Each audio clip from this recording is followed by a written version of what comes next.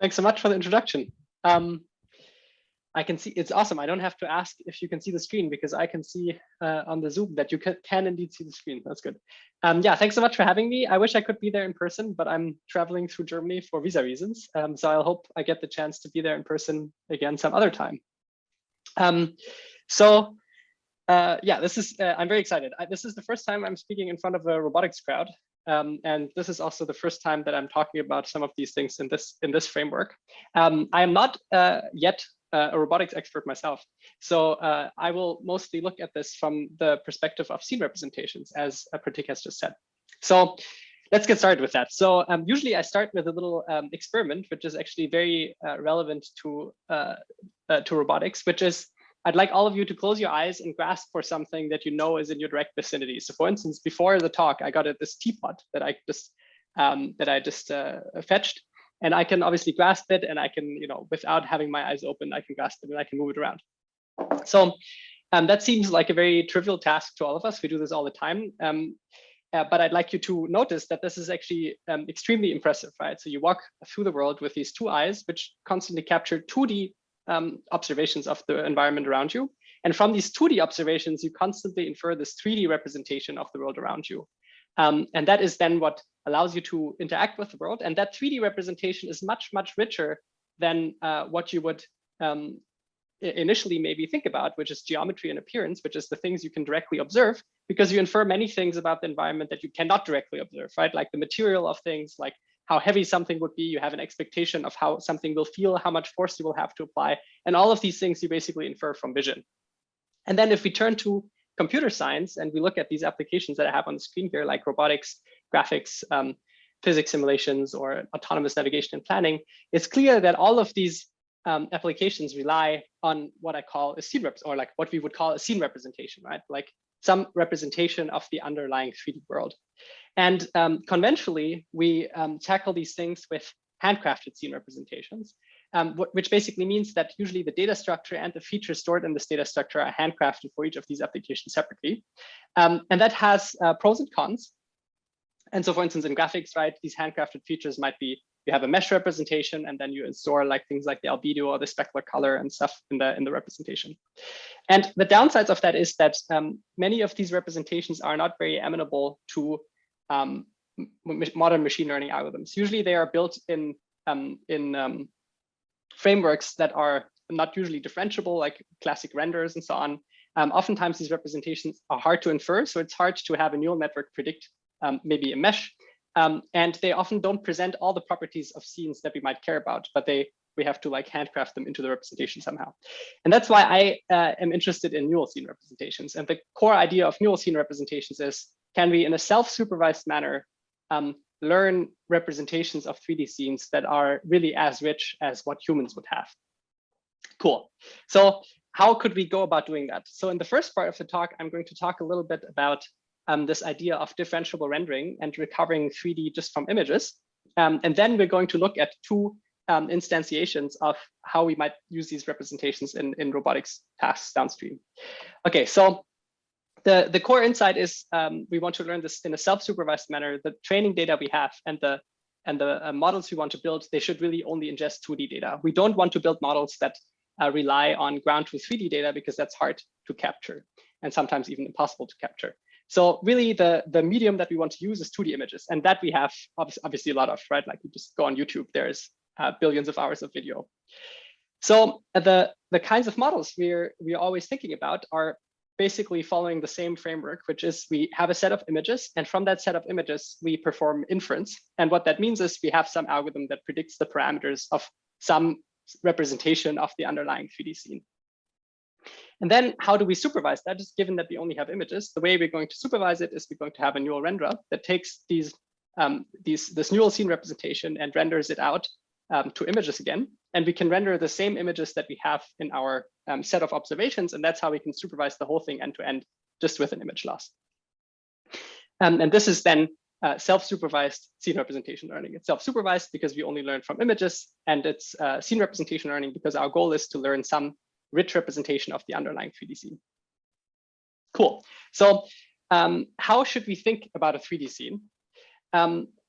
I'd like to propose to think about a 3D scene in a very general way. Let's consider this little toy scene here. So it's like in 2D, we have three objects, the circle, the square, and the triangle. And we have gray background, which is free space. And we have a little coordinate system. So one very good and reliable way to think about 3D scenes is to think of them as functions. So a 3D scene is a function that maps a 3D coordinate to whatever is at that 3D coordinate. So all the x coordinates in the blue triangle should be mapped to something that says I'm a blue triangle. All the x coordinates in the little square should be mapped to something that says I'm a red square, and so on. And then once we have done that, we can ask how should we parametrize that function in such a way that we can interact with it and that we can learn the contents of that function. So one very canonical way, and in fact, a perfectly reasonable way, is to parametrize this as a voxel grid. So you can go ahead and you discretize your 3D space into little voxels, and then you store in every voxel what is in that voxel. And I also did that around 2018, and there's some really cool work these days again where we use voxel grids to recover 3D representations just from images. For instance, in 2018, we had this paper, Deep Voxels, and you can see here that worked reasonably well. And there's some problems with voxel grids, which the main problem is if you want to predict a voxel grid, like if the output of some algorithm is a voxel grid, you deal with memory issues, and it's somehow problematic to have something that is discrete, right? So many problems come with discrete representations. So maybe we can do something else. And I'm sure all of you by now have seen this.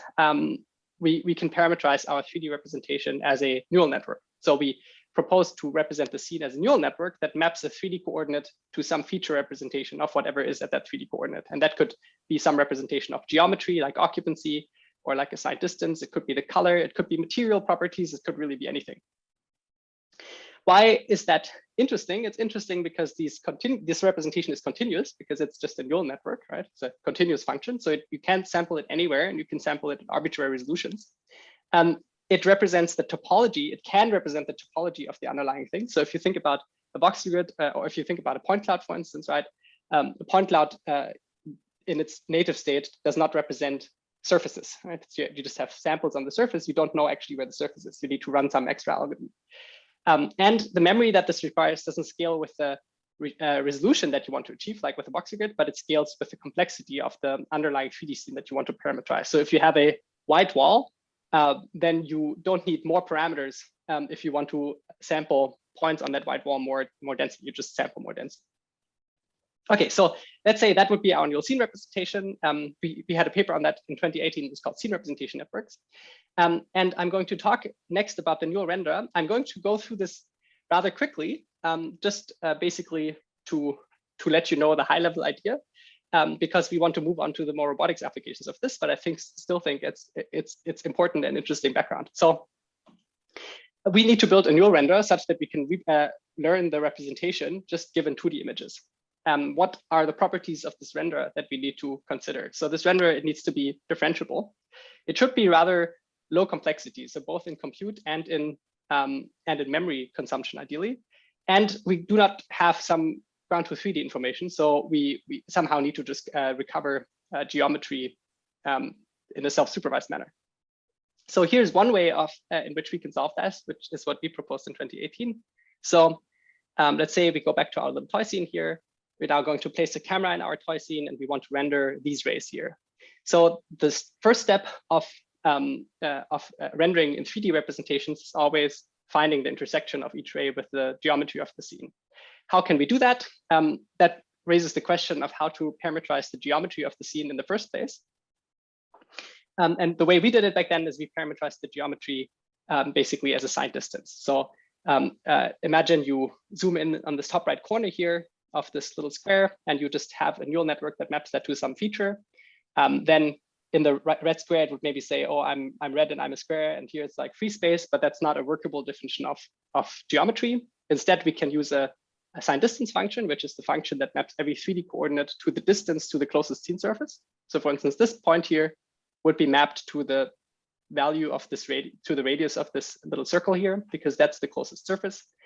Similarly, this point here would be mapped to the radius of this sphere here.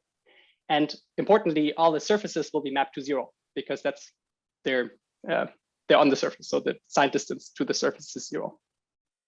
So we can parametrize our geometry as assigned distance. And then what that allows us to do is we can now find the intersections of each ray with the geometry of the scene via marching along the ray and finding the zero level set. So finding where that function goes to zero. And the way you can do that is you start close to the camera on that ray at this point x0. You sample your scene representation, you get the signed distance value, and now you interpret that signed distance value as a step length, and you just march along the ray according to the signed distance that you predicted. And then you just rinse and repeat until you find zero. And the nice thing is that this is guaranteed to converge to the surface, which is easy to convince yourself of because whenever you're not on the surface, you're predicting a positive step length. So eventually you'll be on the surface. And because it's always the most conservative estimate of the distance to the surface that you can make, which is it's the distance to the closest seen surface, you're also guaranteed not to step through a surface. So you are guaranteed to eventually find the surface. And so we can iterate that a fixed number of times, and then we just call the final iterate our intersection estimate, or we can iterate it until we have some criteria, like the distance is lower than some value. And then the interesting thing is that the final iterate, so wherever we ended up, that tells us basically the depth of the geometry that we it's like an estimate of the depth because we just have the distance along the ray that we traveled. Cool. So finally, we can render a color by just sampling our representation the final time and predicting a color. And then for every ray, we can predict a color, which gives us an image. And now we can compare that image to ground truth, and we can backpropagate through the whole thing. And it's interesting because this algorithm is naively differentiable. So if you just do a fixed number of iterations, this algorithm is differentiable naively. If you want to have some slightly more interesting way of like saying, oh, I want to step until some criterion is fulfilled, you have to get a little bit smarter. But there's also work on that by now. It's really cool. Okay, so this is end-to-end differentiable, and you can just learn the geometry unsupervised. So how does that look like? So we have formulated our scene representation, and we have a little neural renderer. So now how can we actually find the parameters of our scene representation? So how can we do inference? And now this is interesting. So let's consider a simple case first, which is we have a single scene and we have lots of observations for that single scene. So we have our little scene representation, which parametrizes the underlying 3D scene. We have our little rendering algorithm. And now we have like a scene let's imagine we have a little toy car, right? So like we have this little toy car, and of that toy car, we have lots of observations, which is images plus the camera poses. Now we can just fit the scene representation to the data because we have our renderer. So we can just pick a camera pose, we render our scene representation, we get an image, and we just backpropagate all the way back to the scene representation and optimize it and fit it. And this is what this looks like. So for this is a little toy car here. And this was actually the optimization you just saw. It started out completely random, and then it converged to this little 3D representation. And then afterwards, we can move the camera around, or not. We can move the camera around and render the scene from novel perspectives. So I was very excited when that worked for the first time. It was kind of crazy to me that we parameterize this little 3D scene in this little neural network. So both the geometry and the appearance are stored in the little neural network. Okay, so now where does that leave us in terms of understanding 3D scenes, right? This is cool. So we can, like, if we have lots of observations, we can recover 3D geometry. But what if we only have a single observation or impoverished observations, which is regularly the case that you're interested in the real world, right? In the real world, you don't have observations of something from all different perspectives. Imagine the thing that is standing in front of you. Maybe when you grasp something initially, you only usually see one side of it. You don't see all the possible observations from it. So let's consider of our little toy car, we only had a single image, which means there's in fact no 3D information in that single image. It's just a little 2D image. So of course, if we just try to fit our representation by backpropagating through the renderer, that's not going to do anything, right? So this is what this looks like, in fact. So on the top, you can see ground truth. And then if we try to render and place the camera at novel observations, we're going to get something reasonable when the camera moves to the spot where it was in our training set. But then other than that, you just don't get anything. So this is not surprising. So in this case, we have to get a little bit smarter.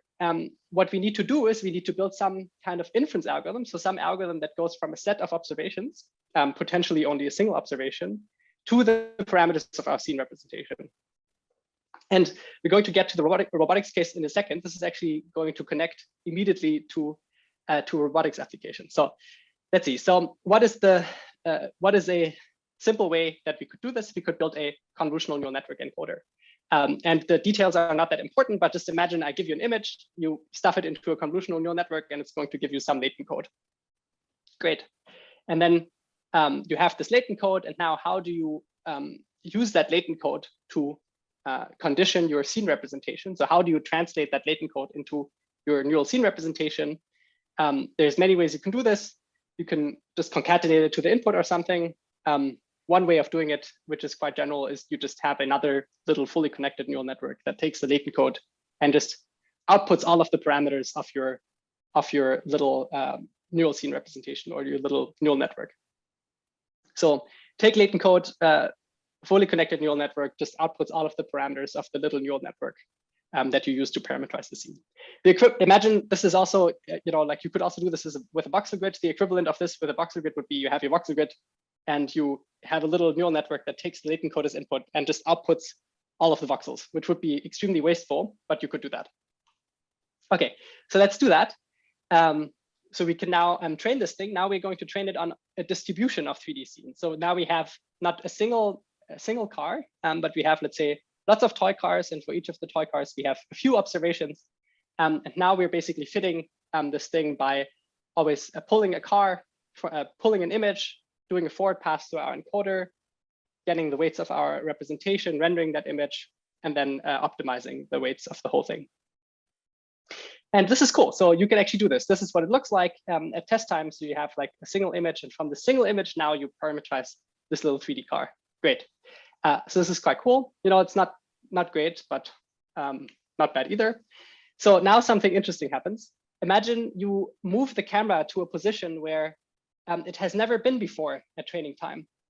So you take the camera and you move it really close to the car. And maybe the model has never seen a car up close. If you look at this image as a human, you have a guess, which is that this is probably a car up close and not a gigantic car that is like 5 meters away from the camera, right? You would think the camera is placed close to the car. But the model doesn't know that because it's not equivariant, it's not invariant to these camera poses. And what it predicts what it gives you is this like really weird looking car, which it's a car, but that's about it. So basically, this inference function doesn't respect the 3D structure of the problem.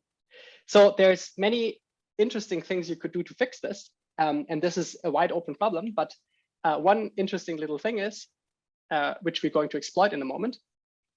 There's one easy way of fixing that. So let's build a different function, a different inference function, something that has 3D structure. This time, we're going to do something very simple. We're going to have every scene in our training set. For each of these scenes, we're going to have a separate latent code.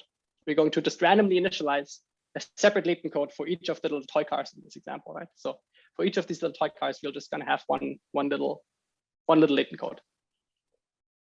How does the forward pass look like? Now, this time you take the latent code, you put it through your hypernetwork again, which gives you the parameters of your scene representation. You render out the scene representation, you get an output, you compare that to the ground truth image, and now you optimize the whole thing end to end. So you optimize both the parameters of the hypernetwork and the parameters and the little latent code. So you're basically jointly optimizing the model, and you're jointly optimizing the space of scenes, of 3D scenes, or of 3D toy cars in this case.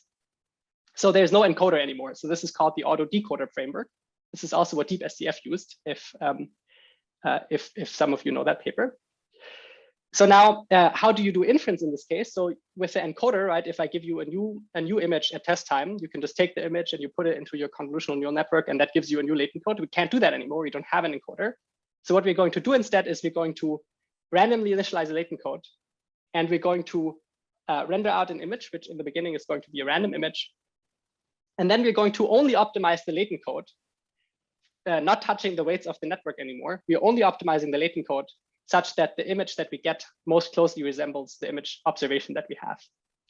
So a way of thinking about this is kind of like an analysis by synthesis framework. So we have learned a model which parametrizes our belief of how our 3D scenes should look like. And now we are just asking, what is the best set of latent variables that describes the new observation? So now this is interesting because this thing does not have the same failure mode of convolutional neural networks, because this model, as it backpropagates through the renderer to do inference, when you move the camera close to something, to the model that is not out of distribution anymore. So earlier, when you move the camera close, the convolutional neural network was like, oh, I've never seen this. But this model here doesn't, for this model here, this is nothing special anymore, because you're actually just using the renderer that is 3D structured to do inference. So what this means in practice is that if you have these out of distribution camera poses, like the camera is really far away from the object, or it's really up close, then this model succeeds at rendering out, at reconstructing reasonable looking cars. While if you use the convolutional encoder, it's going to give you these, I don't know, weird looking cars. Okay, so this is cool. So 3D structure enables us generalization to out of distribution camera poses, is basically the message here. How can we now, okay, so this is the whole thing. Here's a few results. So you can take a single image and you can reconstruct objects. And okay, I'm going to skip this because we want to talk about robotics now. You can also parametrize small rooms, but we're going to see this in practice now. Okay, so there has been this, this explosion of work in inverse graphics, which is really exciting. So most of you have seen NERF. NERF is a really fantastic paper. Here, just to discuss what the differences are and what the key contributions are. So to put it in the same framework, this is also a differentiable renderer. It's also parametrizing the scene as a neural network, but the neural renderer in this case is not a raymart, is not this thing that steps along the ray, like the side distance function based rendering. It's volumetric rendering, where you also sample lots of points along the ray, but it works slightly differently. And they introduced a really cool way of parametrizing high frequency detail. And it also allows you to do view dependence. Now, the results look really fantastic. This is really enabled by not doing generalization. So if you have lots of images of the single scene and you're just overfitting on a single scene, then that is what allows you to get these super awesome photorealistic results. There's also other really cool work, IDR, and then there's PixelNerf, which does do generalization, which I encourage you to check that out as well. But really, there's like so much happening in this space. It's really exciting. Okay, so now let's get to the robotics application. So I usually don't have these project slides in my talks. I like them to be coherent, but here I really want to highlight that this paper was led by Yunju and by Shuangyi, and I really just contributed some perspectives to this project. So the key question that we wanted to answer in this paper is, how can we learn 3D structured representations of environments, and then how can we use them for robotics? And specifically, the thing that we wanted to do is we wanted to solve robotics tasks where the task and the goal state are specified with images. Okay, so let's imagine, for instance, we had this task of a robot pouring water into a little container like this one. So we specify this goal configuration via an image. And the robot might not even get that image. So the robot gets an observation of the environment as well, but it might not get the same camera perspectives as the one that we used to specify the goal state. And this might be important, for instance, if you do things like learning from demonstrations and things like that. Cool. And specifically, and now you can see how this connects to the thing that we just discussed. Specifically, what we wanted to do is we wanted to make sure that if the viewpoint is outside the training distribution, so even if the goal state is specified in a perspective that was never seen before at training time, we still want to be able to control the system. Okay, so the data set in this case was like 1,000 trajectories with 300 time steps and 30 views of different kinds of tasks. In this case, it's this water pouring task. We had a few other tasks as well. And like here, you can see like what these example camera views look like. And the system looked like this. I'm going to walk you through the parts, but basically it follows a very similar system to the one that we just described, that just a little bit more abstractly. This one is a little bit more specific. So imagine you have an image, you have a convolutional encoder, and the convolutional encoder maps the image to a latent code. And now we're going to say that latent code represents the state of the system, right? And there are a few moving pieces. The first one is we used a time contrastive loss to make sure that the images from the same time step are close together, while images from different time steps are different. And that just regularizes your state space and makes sure it doesn't collapse to something that's not interesting. And now we had a little decoder, and the decoder is using NERF in this case, but it really follows the same framework as we just discussed. So you just have your little neural scene representation here, which is just a little neural network that maps a 3D coordinate to whatever is at that 3D coordinate. And now you're using this latent code to condition that scene representation. And then you can just render the scene from arbitrary camera perspectives by moving the camera around, right? Okay, and then the last part was a little dynamics model. So the dynamics model is trained on the latent space. So you can, the left side of the screen, right? This you can just do, it's just a novel view synthesis task with this little time contrastive loss on top. You can just do this unsupervised on your data set, right? You just train your thing for novel view synthesis to render out all of these different views for these different kinds of states. And then after you have done that, you can just train a little dynamics model on the latent space, which basically takes the latent code and some parametrization of an action and then predicts what the next latent code should be. Cool. So that's exactly that. Okay, so this is really, and then afterwards you can use this dynamics model to do planning. And this is what this looks like. So here on the left, you can see ground truth. We give the robot the actions. So we start out in some starting configuration, then we give actions. We always predict the dynamics of the system, and then this on the right hand side are the views that you're predicting. So you can really see that the latent space that we learned clearly encodes quite a bit of relevant information. It really encodes the state of the system, including the water in the glass. You know, it's blurry, but clearly it has some information about the content of the glass as well. So here's another example of like the robot pushing a little container with water and a floating little cube and like other stuff. Okay, and now here comes the insight from the generalization to out of distribution viewpoints that we just had with little toy cars just now in a real world robotics example. So you have your goal configuration, right? You place your camera, you have the goal image, and now you can take that goal image to get a latent code, and that latent code then allows you to do control, because you have your starting configuration, you have your goal state, you have a dynamics model that you can use for planning, and then you can just plan and solve that problem. And here's what it looks like. So this is the planning that was done. Here basically we show that the state that we predicted really overlaps highly with the ground truth state. But here's now the trick. So we have our goal configuration. What if the camera is placed in a completely new perspective? So we have never seen this perspective before. This is the goal image, and this is more close than what we've ever seen at training time, and it's also a different camera angle. So now, if we do this with only the convolutional encoder, so we take this image and we map it to our latent code, and then we decode it again, then this is what you get. And this is really exactly the same failure case that we saw earlier with the little cars, right? So now the decoded image is like not reasonable because this view is out of distribution for the convolutional encoder. So what gives? Well, now we can do the same thing that we did in our little toy car example a moment ago.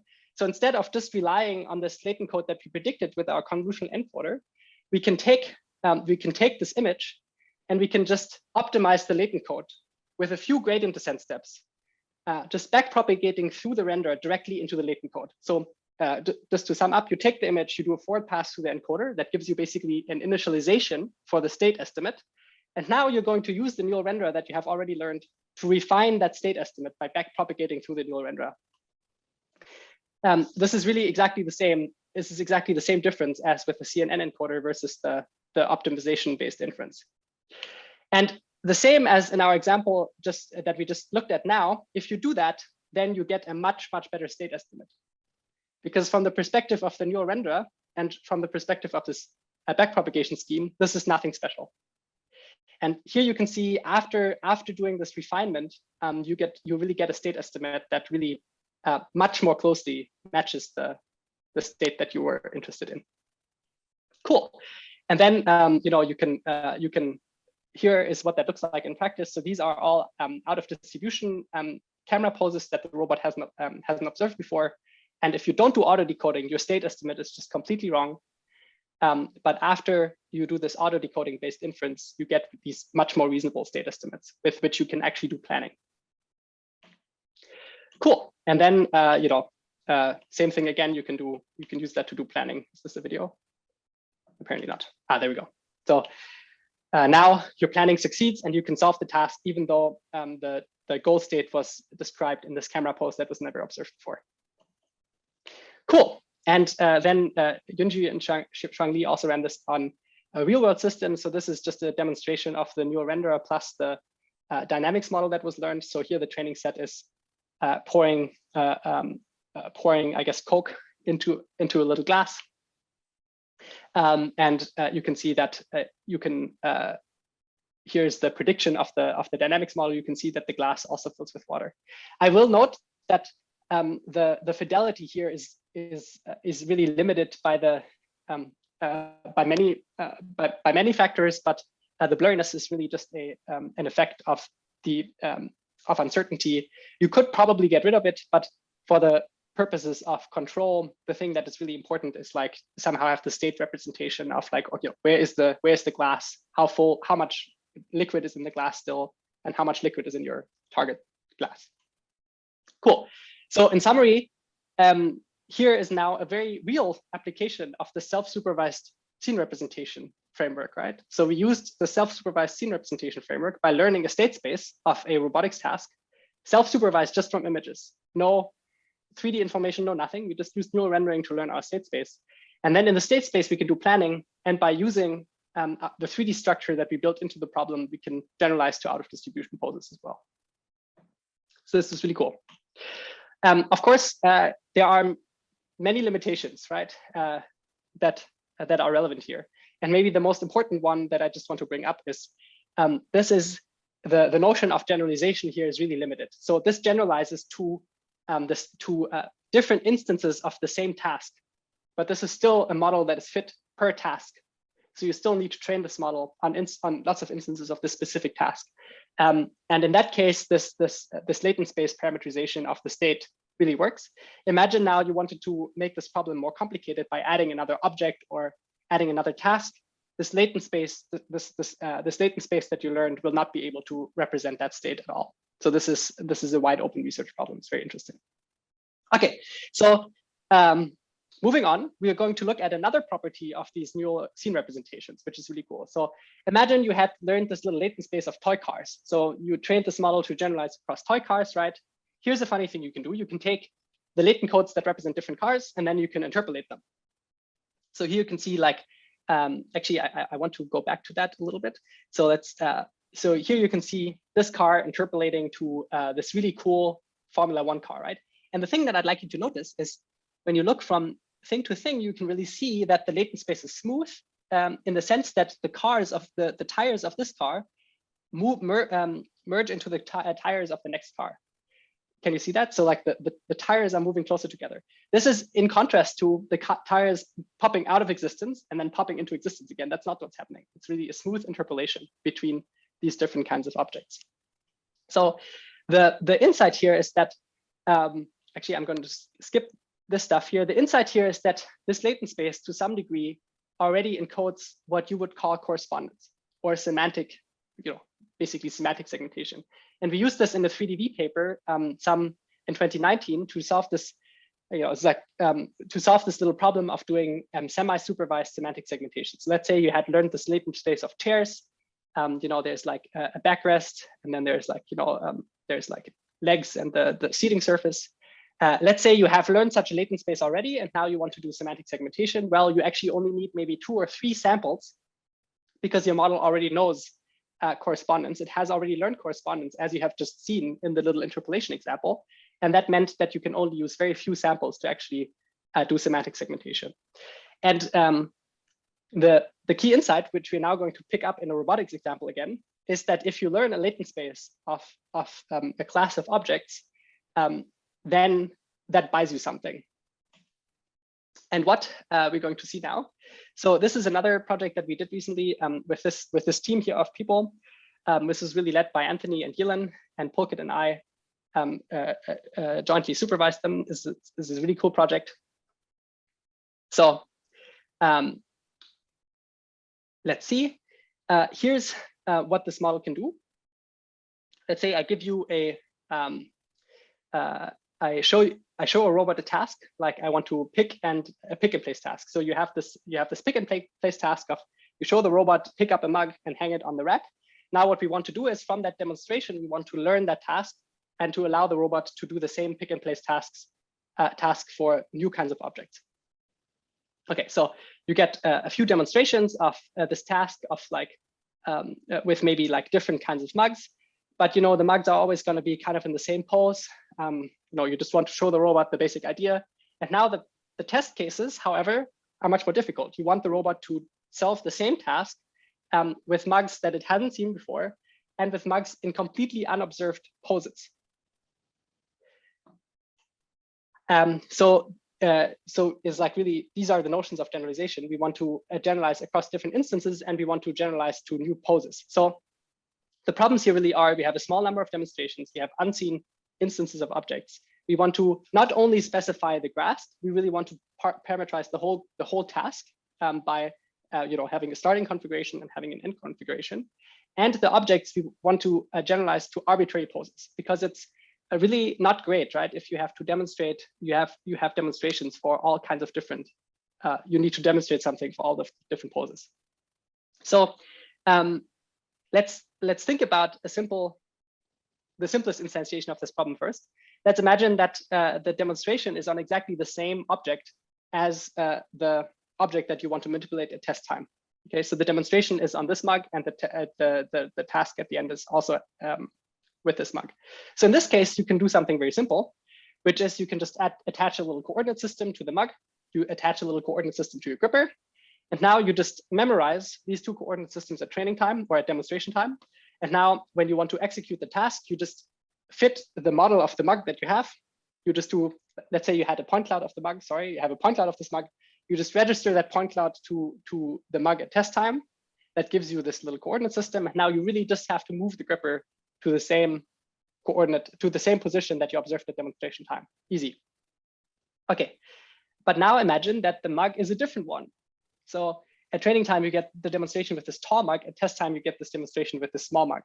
Now you're in a little bit of trouble. If you try to just do registration, so let's say you have the point cloud of this mug and you just try to register it with the point cloud of this mug to estimate this little coordinate system, that's going to give you garbage. Then you're going to have a failed grasp.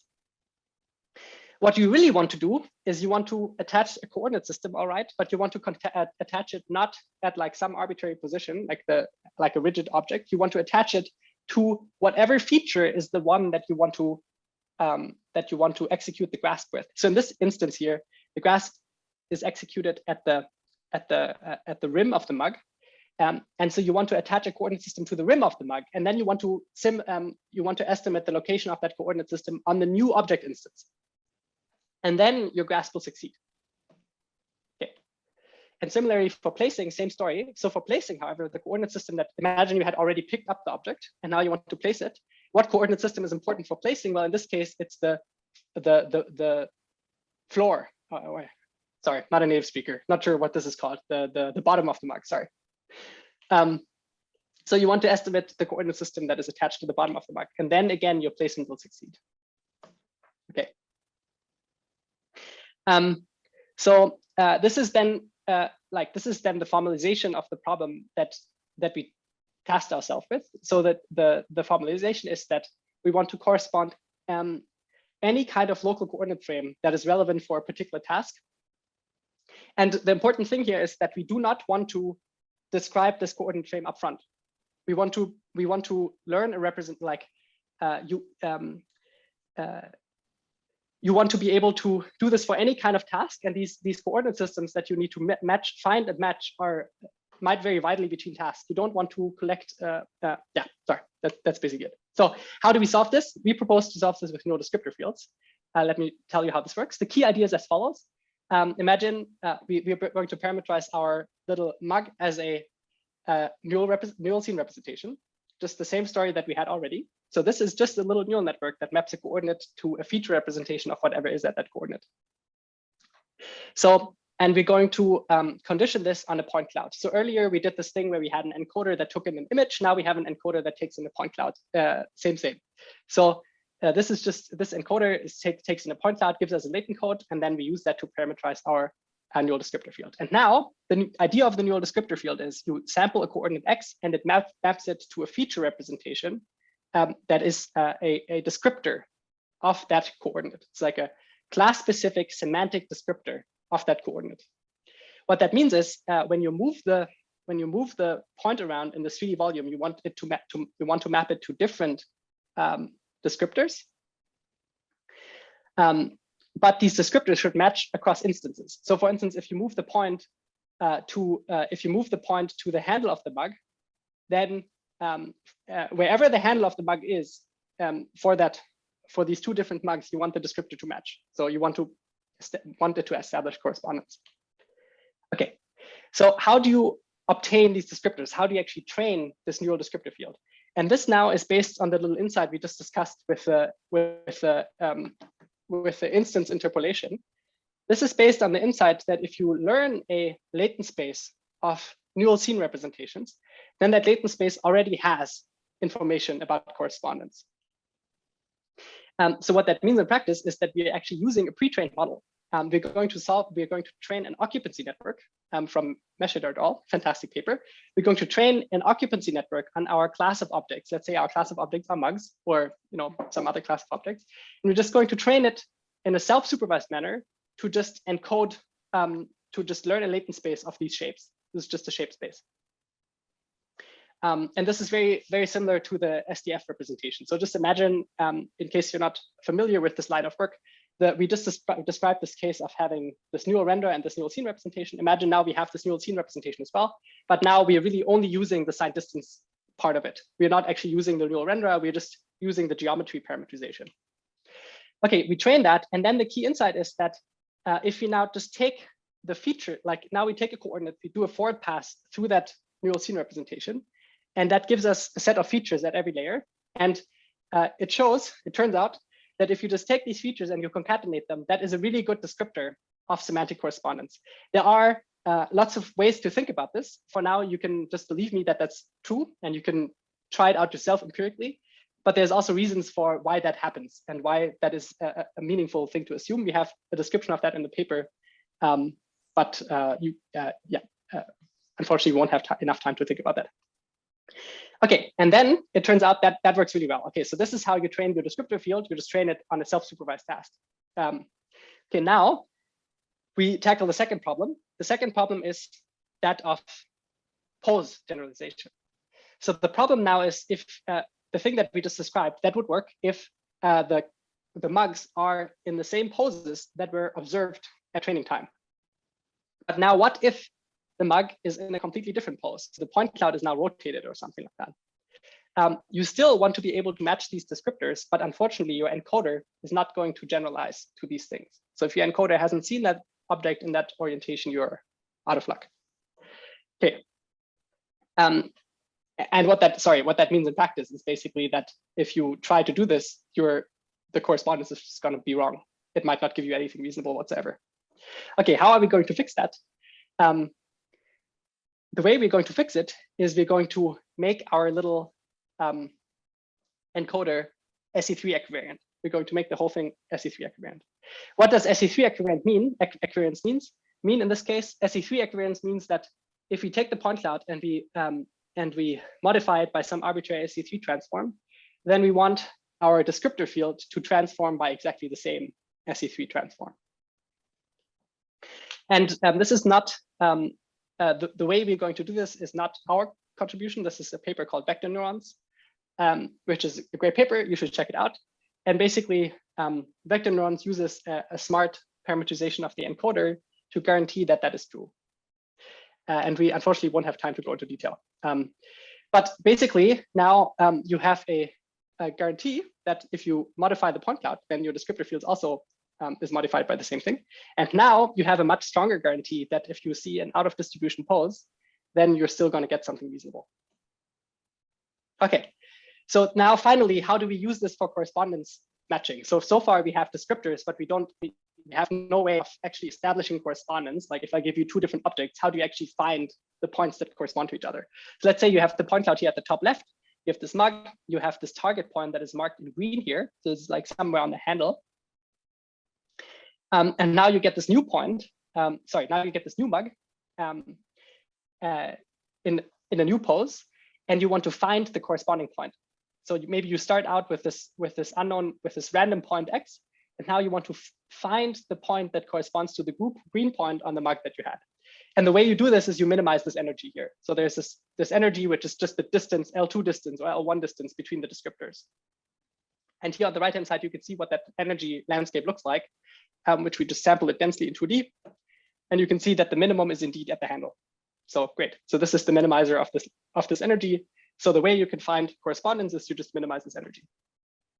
And this works really quite nicely. So here you can see examples. So this is a mug with a point that we determine, and then this is what the energy looks like for different new mugs. And you can really see that you have perfect SE3 equivariance. So if you translate or rotate the mug, the whole thing stays perfectly stable, the descriptor field, and you can always see that the minimizer stays pretty reasonable.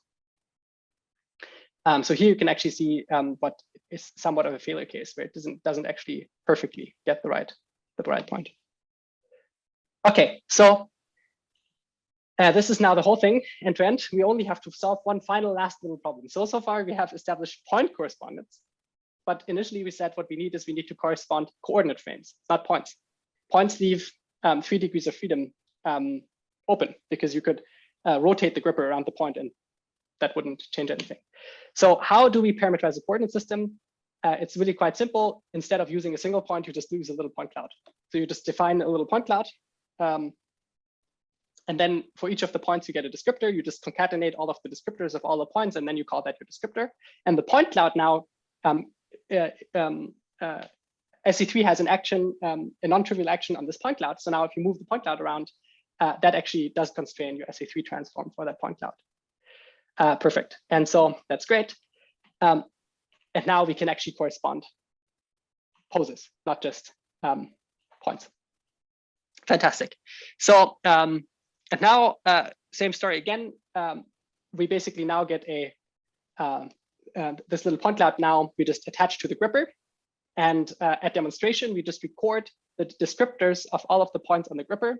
And now at test time, all we have to do is we initialize this point cloud at some arbitrary location, and we just minimize the descriptor distance, and that will move our point cloud to the right position.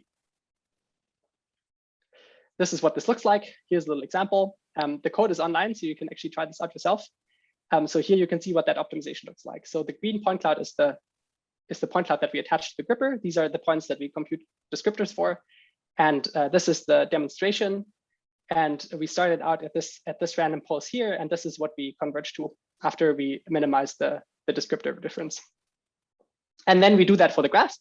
And now we do the same thing for the placement task. So for the place, we just attach a little point cloud to the placement target, and then we do the same optimization again. And I should say this is all really only solving for the gripper poses. All the planning and the motion and the collision avoidance, that is all done with classic planning. So there's none of that in here.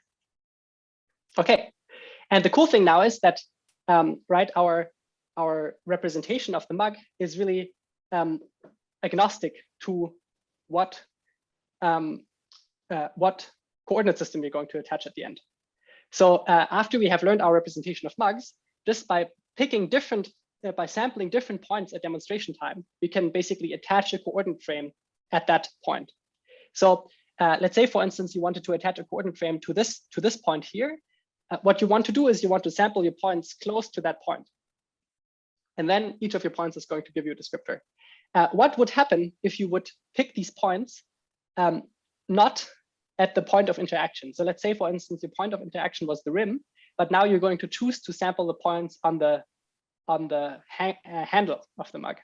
That is going to result in failed tasks. And why is that? Because if you do that, then the descriptor that you extracted is the descriptor of the handle, even though the thing you're interested in is the gripper, is the rim. So you're going to correspond the handle.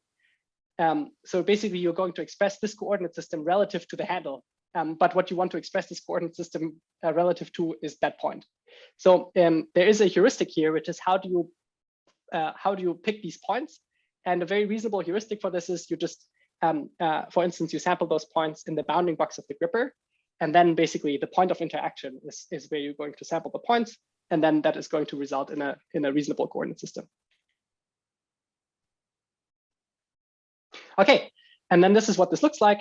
So we record the point cloud of this object, we record a grasping pose, we record a target pose, and now we do that for like 5 to 10 times with all of these mugs. Note that they're all in upright poses. So these are the demo mugs, and then we're going to try solving the task with our model at test time like this.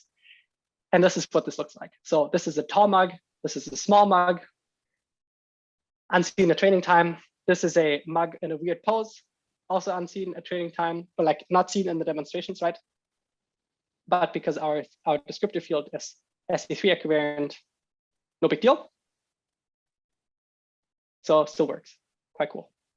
Also works with other kinds of objects, like, I don't know, works with bowls, this is also the limitation. It works with anything that you can learn such a latent space for, which basically means single objects. And note that if inference fails, so if somehow the representation that you're inferring, like the occupancy field that you're inferring is wrong, then your task is also going to be wrong. So if you have like some really weird object that isn't expressible in your latent space, then there's nothing you can do. Then this is going to fail. Okay. So this is the second instance. So what does generalization buy you in this case? Generalization, just like learning this latent space, already gives you a reasonable latent space for the task that you might consider. And then at test time, you can use these representations that you have learned to solve interesting tasks. Cool. So this is really cool, and I want to and I really want to highlight everyone's contributions again. It was really cool to work. This was the first time I collaborated with Alberto, and the second time I collaborated with Pulkit, and Andrea is also on the paper. It's like really fantastic, really fantastic team. Okay, so now this is now the applications that I wanted to show for this notion of self-supervised scene representation learning, and I think. I want to use one more thing. So there's like lots of different applications of these neural fields, which are these 3D functions, these neural network representations of 3D scenes. There's like really exciting stuff on GANs. If you know StarGAN v3, StarGAN v3 actually doesn't have any convolutional neural networks anymore, as opposed to GANs 5 years ago. This is all these neural fields by now. These are all these neural networks that map coordinates to, in this case, colors. And there's 3D GANs, and there's all kinds of cool stuff. And we have a review paper on this, which is called Neural Fields in Visual Computing and Beyond, which also has a part on robotics, which that might be a good starting point. Okay, so what's next? So I have 4 more minutes. I'm going to use these 4 more minutes to talk about what are things that are not explored yet in open problems. There's, of course, many of those. I'm going to have to go through this quite quickly, but the core point, again, is that if you look at this image, the representation you get from the underlying 3D scene is incredibly rich, and it encodes lots of information about the 3D scene that you cannot see. So, you know how heavy the ball will be approximately. You know how the grass will feel like if you walked over it barefoot, or how the dog would feel if you petted it, or you know that the sun is shining and there's trees that are like blocking the sun. That's why there's all these shadows. So the inference you do is really, really, really impressive. And if you had representations like this that you can just learn only from vision, or like if you had representations like this, then these would be incredibly useful for robotics, right? Okay, so one question is on object-centric representations. And there has actually recently been a paper that uses this for robotics as well, which is like they use an object-centric nerf. I forgot to include it here, but do check it out. So we also have work coming out on this. So object-centric is really important because you want to be able, if there's a scene with lots of different objects, you want to be able to parse that into the single objects, and then you want to be able to express tasks on these different objects. And we have a paper that is going to come out on arXiv really soon that basically learns to decompose scenes into objects in a self-supervised manner. So just from images, you can learn these 3D representations of objects. In this case, these are light fields. And then you can you get from a single image this decomposition. And then you can do things like editing and things like that. So this is work that is led by Cameron and by Coven, and this is a collaboration with Jiajun Wu and other folks at Toyota Research, actually. So this is really cool. Then there's other modalities that you might care about, not only vision or geometry, also things like touch, haptics, audio, I don't know, softness. And there is this general question of how do you parametrize other modalities? Well, the nice thing about this formulation as a 3D scene as a function is that it really allows you to parametrize all kinds of things. For instance, and we had this paper called Siren some time ago, where we really showed that you can parametrize any kind of signal with these with neural networks that have the right kind of architecture. You can use this for really complicated 3D scenes like this room scale geometry. You can also use this for solving partial differential equations and parametrizing solutions to partial differential equations, which might be important for other things. And this is something that I'm quite excited about. And then we're really done, so it's exactly on time. So there's this thing that I'm kind of curious about, right? So when we do things like when you think about grasping this object here, right? Many times when we would think about how we would solve this problem is that we would think about thinking about planning this in 3D. So we move our hand in 3D and then we grasp this thing. But if you plan on grasping this object, let's say my hand is here, and now I think about how will I grasp this object. I don't think that the way you parameterize the trajectory is by thinking about points along the trajectory and then thinking to yourself, oh, there's an occluder here, so I will collide here, or is there an occluder here? Is there an occluder here? Until you're here. That's not how you do it, right? You just see this, and then you're like, okay, there's nothing between me, my hand, and this thing, so I can just grasp it, right? So this begs the question, should we really parameterize things in 3D at all? Or for some tasks, maybe a different kind of a parametrization is reasonable. And we had this paper actually called light field networks, where we explored this for inverse graphics. So in inverse graphics, there's the same notion where you want to parameterize a 3D scene in the way we just discussed, and the rendering always says you sample lots of points along array, and then that's how you do rendering. Well, we propose to instead just parameterize the function in ray space directly. So we just basically take a parametrization of the whole ray and then just ask, what color does this ray observe? And then we don't need to do sampling in 3D at all. And I really think this could also be a useful kind of question to think about. So I have to skip all of this, unfortunately, but that's fine. So this is basically this point on there are alternatives to 3D representations, and I think this is important to think about. And this really is the end of my talk. So there's lots of cool applications. The basic principle is we learn representation self-supervised, and then we can apply them to all kinds of things from vision to graphics to robotics. And these are all fantastic people. If you get the chance to work with any of them, I cannot recommend it highly enough. And thanks so much for listening to my talk. And if there's any questions, feel free to ask away.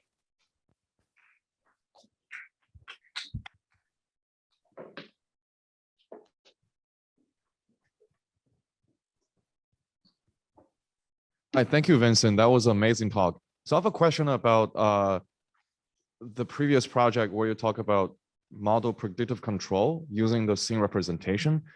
So I noticed that, so the dynamics model that you were trying to build was basically an encoded state of the scene itself. So I'm wondering, so like in robotics, when we do NPC, we often build the model for the robot itself, right? But here, it's actually the scene, which includes the robot, the scene, as well as the water and everything. So I wonder, like, would that make NPC like more brittle? Like if I change the color of the water, or if I change the shape of the container, would that cause some problems? That's a fantastic question, and the answer is yes. So this is indeed the case, and this relates to there's actually a deep insight here. This is also something that is a fundamental question in inverse graphics as well, which the problem that you're pointing to is one where you have a notion of compositionality. So the state of the scene you can think about the state space as just like a huge vector, which includes the state of the robot, which includes the state of the scene, the state of the water, all of these things, and you just represent the whole thing as a huge vector.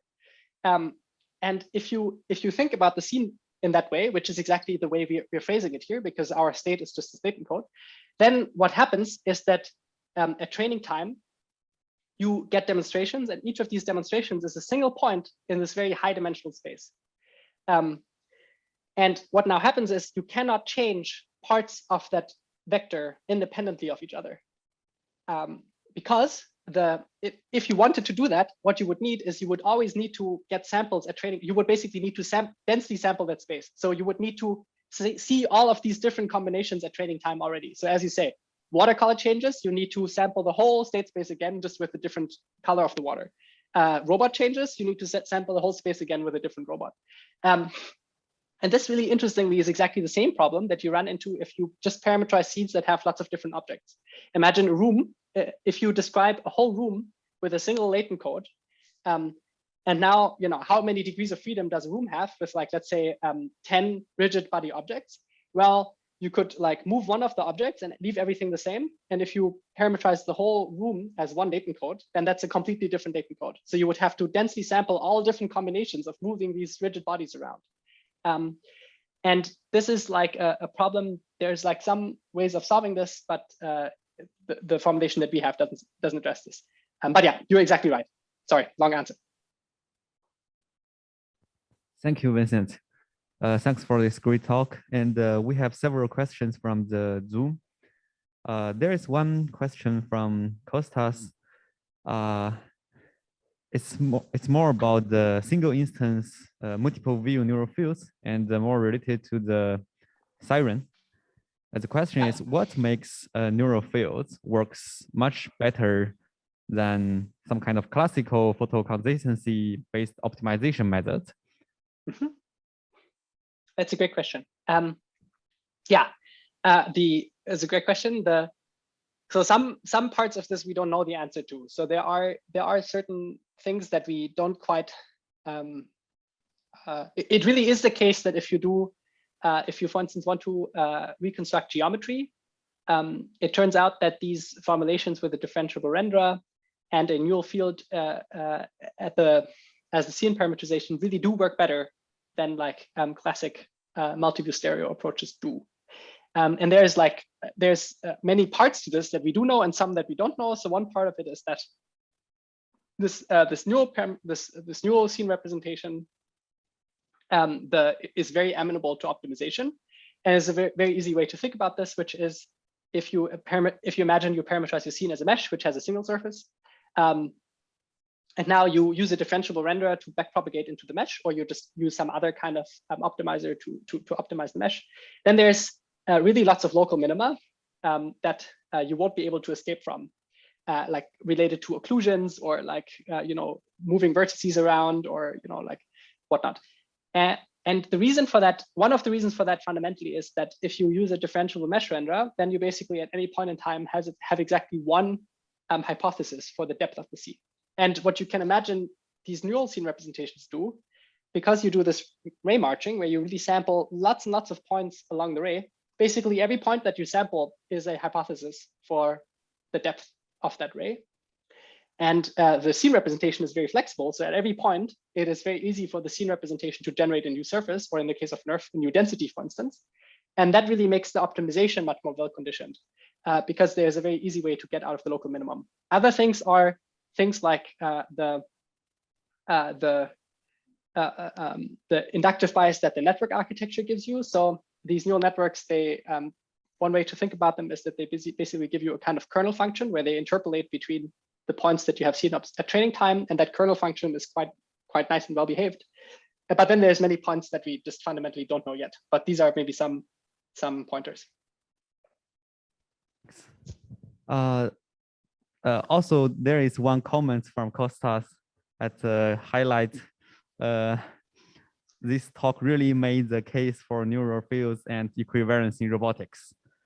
Yes, yes, I agree. And also, we have other questions from Zoom. One is from Edward. He's asking about on the polling project, if we know there will be a out of distribution viewpoints at test time, why not use other seemingly simpler methods like the depth images or training viewpoint invariant image representations for multi-view data? Why we need to go through the training and expensive neural rendering? I think I don't quite understand that question in the sense that I do not quite understand what alternative he proposes. Yeah. I guess the question is why not we just input the depths that's kind of more structured representation of the manipulation task, or we turn to other like viewpoint invariant representations of the RGB, the color information of the scene, why we need to use expensive neural rendering for the manipulation task. Yeah, so actually, I don't think the depth would help you much in this case. So the problem in this case, which I agree, if you took a completely different approach, then which I don't know what approach he has in mind, there may well be one that doesn't have this limitation. But in this case, the way we do planning and is reliant on learning the state space. And the problem in this case is that we need to map back into the state space somehow. So and we can't map into some different state space. So we can't switch the latent space in which we do planning. We are bound to that latent space where we learned our dynamics model and that we observed the training time. So in that case, the depth wouldn't really help you much because the depth might help in the sense you could use the 3D points to maybe supervise your thing. That would work. But I think that's basically just a different instantiation of what we're doing there. You would just basically do the same thing where you backpropagate through these 3D points that you sample, and you would use that to regress your latent code again. So yeah, I'm not quite sure. I don't think I quite understand what the alternative would be. But yeah, it would be great if we had a viewpoint invariant image representation, but I'm not aware of something like that. Yeah. And there is a last question in the Zoom. It's from Daniel. The question is, are your insights into how to work with the parameters of these function approximators very specific to the empirical properties of the deep networks? Or do you believe that your manipulations would work within the parameter space of other, perhaps even less capable functions approximators? Yeah, that's a good question. Yeah. Okay. So it's a good question. Sorry, was there a second part? I didn't want to interrupt. I'm sorry. I think the question is about I guess it's about the hyper networks, how it would extend to other kind of not deep networks and other parameters, parameterized way of the function. Yeah, that's a perfect question. In fact, if you're interested in this, I'm giving a little tiny talk at Eurographics at the neural rendering workshop, which is on generalization in neural fields, where I'm going to touch upon a neural rendering, where I'm going to touch upon exactly this question. Fundamentally, as I had mentioned when I was talking about the hypernetworks, I said that you could think about using, instead of a neural field, you could also use a voxel grid, and you just parameterize all of the parameters. You would just predict all the parameters of the voxel grid from the hypernetwork. And in fact, that would also work. That there's indeed, in this case, nothing fundamentally special about the parametrization that you pick. There are very interesting things to play around here with, which are related to how do you actually predict the parameters, which are actually related to this question of compositionality that we heard earlier, which are related to how do you actually predict these parameters. So imagine, for instance, you had a voxel grid. You could think about, I don't know, you have like your point cloud, and now instead of taking your point cloud, embedding it into a single latent code, and then predicting the whole voxel grid from that single latent code, you could think about keeping the spatial dimensions of the thing alive, so to speak, and just predicting voxels, the contents of voxels locally. And we would call that local conditioning in neural field speak, more or less. This is also what PixelNerve does in a variation.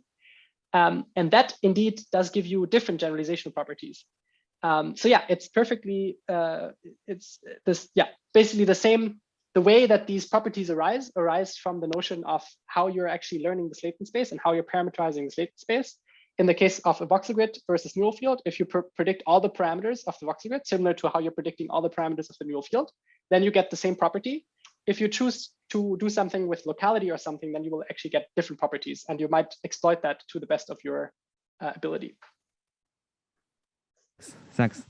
Then you also want to highlight that this is a very interesting and exciting talk.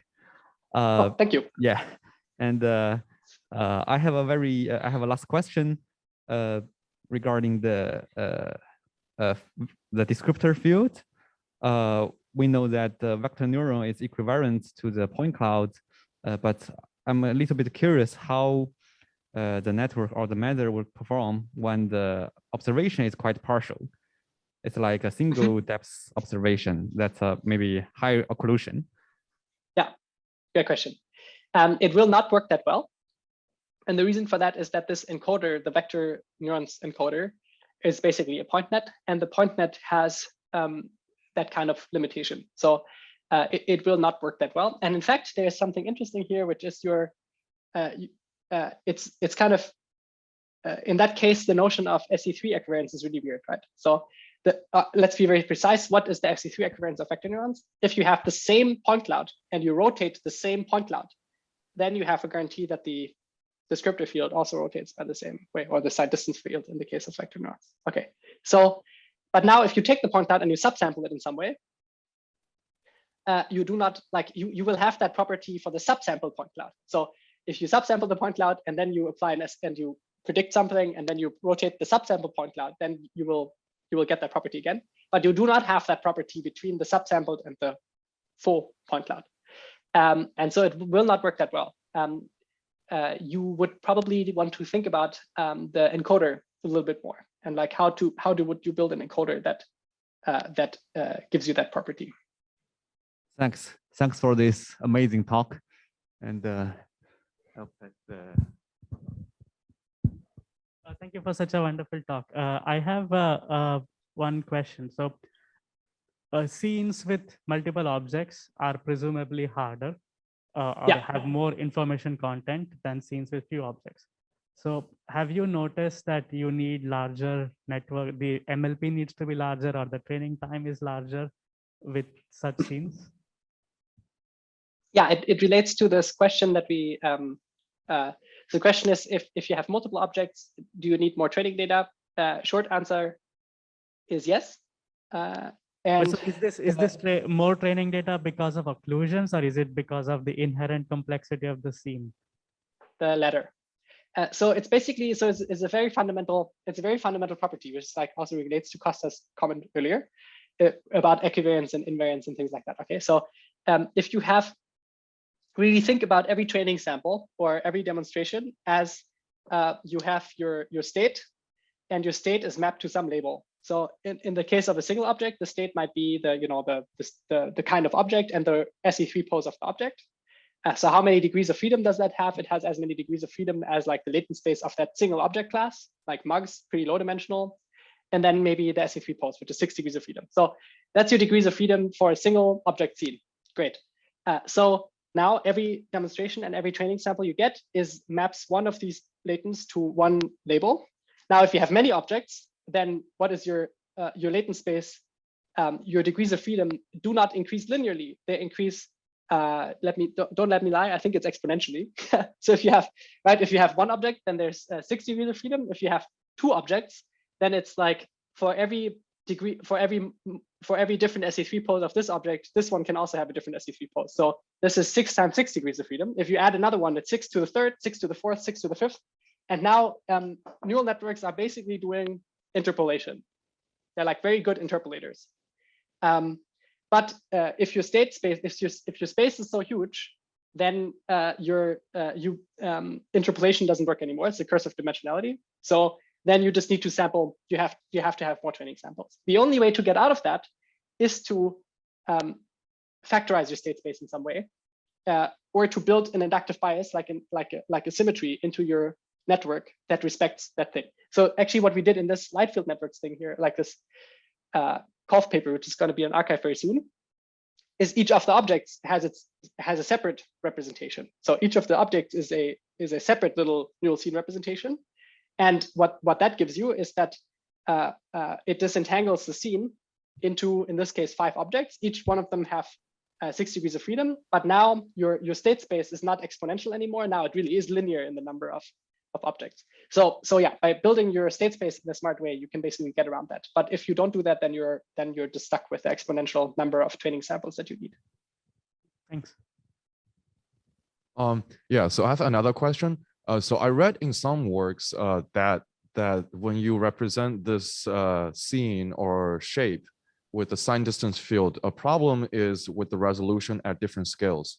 So when the scales is really small, the seemingly smooth surface at a macro scale would seem less like smooth. So I'm wondering if there's any ways to structure the neural network like in a way that it resolves this problem, or this is like something that's just hard to deal with. Yeah, you can do that. There's lots of work on multi-scale representations, where you basically parametrize things at multiple scales. Things to look at there are like this paper, Neural Geometric Level of Detail from NVIDIA. Also, my former colleague, David Lindell, has a paper called Bacon, which is based on a representation called multiplicative filter networks, which does this in a very elegant way. Yeah, there's ways of dealing with this. If you want to take a look at that, the review paper that we wrote has a nice summary of these papers. Yeah, you would call these multi-scale, I guess, multi-scale neural scene representations or something would maybe be the search word that you would look for. Yeah. I've seen a gentleman raising his hand 5 times now, Daniel Kodicek. Yeah.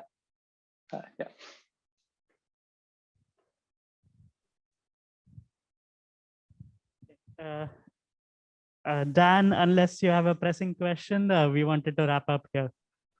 Okay. Yeah, sorry. By the way, also, please feel free to reach out to me to my email address, and I'm going to do my best to reply